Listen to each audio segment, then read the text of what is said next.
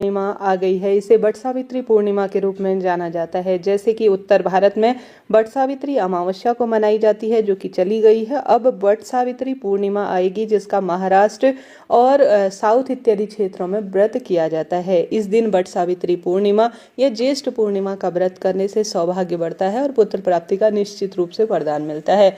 लंबे समय से आपके कोई कार्य अटक रहे हैं, और जैसा कि शास्त्रों में पूर्णिमा का व्रत हमेशा ही संतान प्राप्ति, सौभाग्य के लिए और संतान की लंबी उम्र के लिए जाना जाता है। आपके संतान प्राप्ति की कामना अभी तक सिद्ध नहीं हुई है, हार गए हैं, दुख पा रहे हैं, वंश वृद्धि नहीं हो रही है, घर का एक सदस्य अपने घर के जो है परिवारजन, एक व्यक्ति जैसे सास अपनी बहू के लिए, बेटी के लिए, किसी के लिए भी अगर यह कार्य करती है तो निश्चित रूप से कुंडली में चंद्रमा की स्थिति मजबूत होती है, सौभाग्य बढ़ता है। माँ लक्ष्मी, श्री नारायण और सत्यनारायण भगवान की कृपा हमेशा ही बरसती है।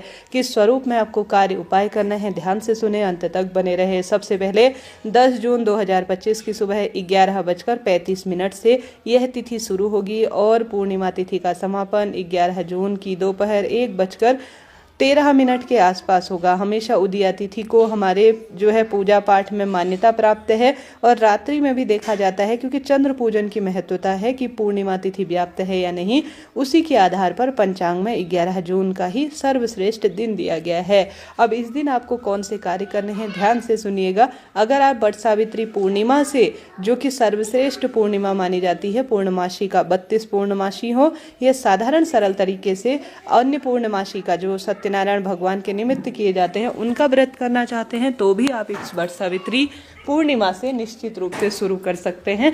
आपकी मनचाही कामना जिस संकल्प के तहत, जैसे आप कोई संकल्प लेकर कहते हैं कि हे श्री नारायण, हे सत्यनारायण भगवान, हे माँ लक्ष्मी, हे महादेव, आज मैं संकल्प ले रही हूँ कि मैं 32 पूर्णमासी के व्रत करूंगी और मुझे पुत्र प्राप्ति का वरदान दे, तो 32 पूर्णमासी का व्रत करते करते आपकी वह कामना सिद्ध हो जाती है। 32 पूर्णमासी व्रत कैसे किया जाता है, कमेंट्स में पिन किया हुआ है, वह वीडियो आप जरूर देखिएगा। तो इस दिन से आप संकल्प लेकर वट पूर्णिमा से कुल मिलाकर व्रत कर सकते हैं। नए सिरे से निश्चित रूप से पुत्र प्राप्ति की कामना सिद्ध होगी। आप किसी ज्योतिष या किसी भी जो है ज्ञानी व्यक्ति से पूछेंगे कि संतान प्राप्ति और संतान की लंबी उम्र के लिए कौन सा व्रत करना चाहिए, तो वह आपको पूर्णमासी का ही व्रत बताएंगे। तो आप कोशिश कर सकते हैं। तो आप 11 जून के दिन जल्दी उठे, घर के दरवाजे पर पूर्णिमा के दिन हल्दी का जल छिड़कना चाहिए। घर के दरवाजे पर हल्दी का एक दीपक भी जरूर बनाइएगा, हल्दी एक चुटकी डालकर, और उठते ही ओम नमो भगवते वासुदेवाय, ओम महालक्ष्मी नमो नमः, श्री शिवाय नमस्तुभ्यम, इस मंत्र का जाप करते हुए दिन की शुरुआत करें। पीले या लाल रंग के ही कपड़े पहने। कच्चा दूध अगर जल के लोटे में अगर आप डालते हैं, शिवलिंग पर जल चढ़ाने के लिए चावल के दाने डालते हैं तो बहुत शुभ माना जाता है। चावल का संबंध चंद्रमा से होता है, माँ लक्ष्मी से होता है, और अक्षत रूप में यह फल देते हैं। कच्चा दूध संतान से संबंध रखता है, और यह डालकर अगर आप शिवलिंग पर इसमें गंगा जल भी डाल लेते हैं और थोड़ा सा मिश्री डाल लेते हैं, तो निश्चित रूप से, अर्थात मीठा जल आपको शिवलिंग पर चढ़ाना है। तो मिश्री डाल सकते हैं आप, जो है बताशा डाल सकते हैं, चीनी डाल सकते हैं, इच्छा आपकी है। थोड़ा गंगा जल, थोड़ा मिश्री, और थोड़ा सा आप सभी इसमें जो है विशेष तौर पर चावल के दाने, चावल 1, 11, 21, इतनी इच्छा आपकी है कौन से आप चावल डालना चाहते हैं। आप धीरे धीरे जो है शिवलिंग पर अपने घर के मंदिर में समर्पित करें। ऐसा करने से स्वतः ही सौभाग्य का योग बनता है, चंद्रमा की कुंडली में स्थिति मजबूत बनती है, और जो संतान प्राप्ति के लिए अब दवाइयाँ खा रहे हैं उनका असर तुरंत होने लगता है, और महादेव की कृपा से संतान प्राप्ति के भी योग बनते हैं।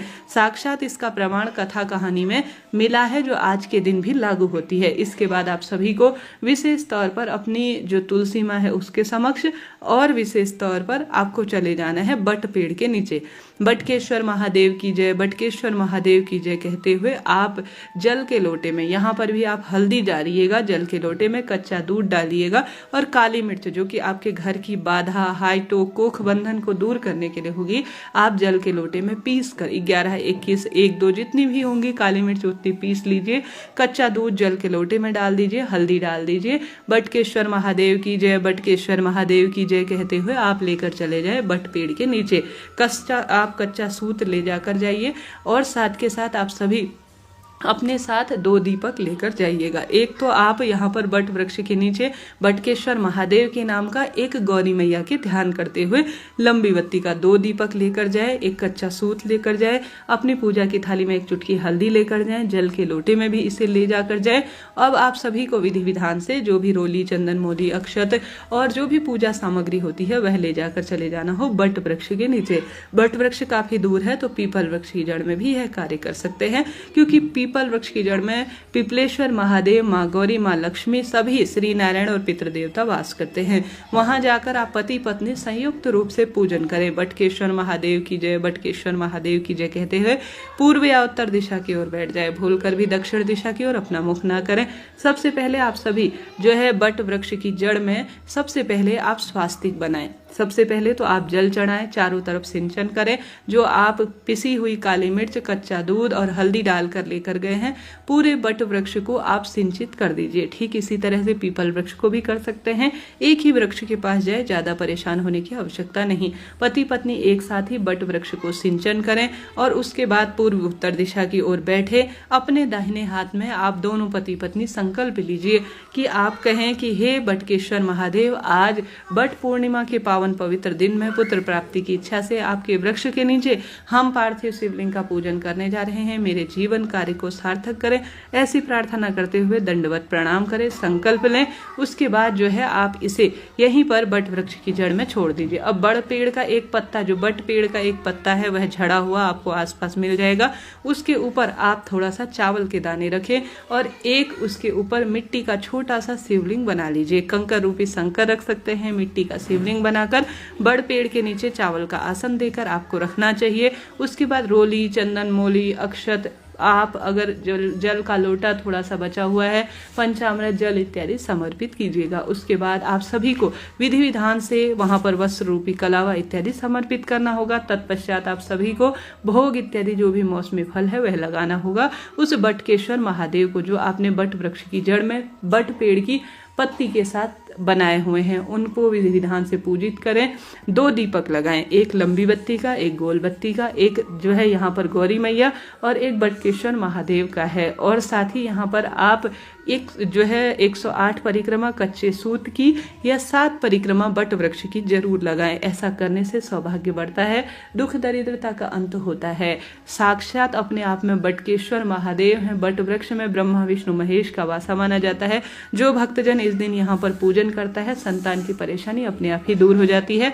आपने अमावस्या के दिन पूजन किया होगा, बट सावित्री के दिन अति उत्तम है। अब बट पूर्णिमा के दिन भी आप यह पूजन कर लीजिएगा। एक बार से भला है, 2 बार काम किया जाए, लाभ तो होना ही है। आप पूजन कर चुके हैं, दीपदान कर चुके हैं, संपूर्ण कार्य आपका हो चुका है, संपूर्ण नियम विधान हो चुका है। उसके बाद आप घर आए, श्री नारायण के विग्रह स्वरूप की विधि विधान से पूजा करें, तुलसी पत्र भोग लगाए, उन्हें तुलसी पूजन भी जरूर करें, पीपल वृक्ष की जड़ में दीपदान करें, गौ माता को पंजरी, पहले श्री नारायण को पंजरी, केला और जो है दूध इत्यादि का भोग लगाए, सभी चीजें, चने की दाल वगैरह का भोग लगाएं। उसके बाद में जब भगवान जी से स्वीकार कर चुके होंगे तो पति पत्नी दोनों मिलकर गौ माता को इसे जरूर से खिलाए और प्रसाद स्वरूप स्वयं भी ग्रहण करे। इस दिन पूर्णिमा के दिन खीर घर पर जरूर बनानी चाहिए और भगवान जी को भोग भी लगाना चाहिए। ऐसा करने से भी सौभाग्य बढ़ता चला जाता है।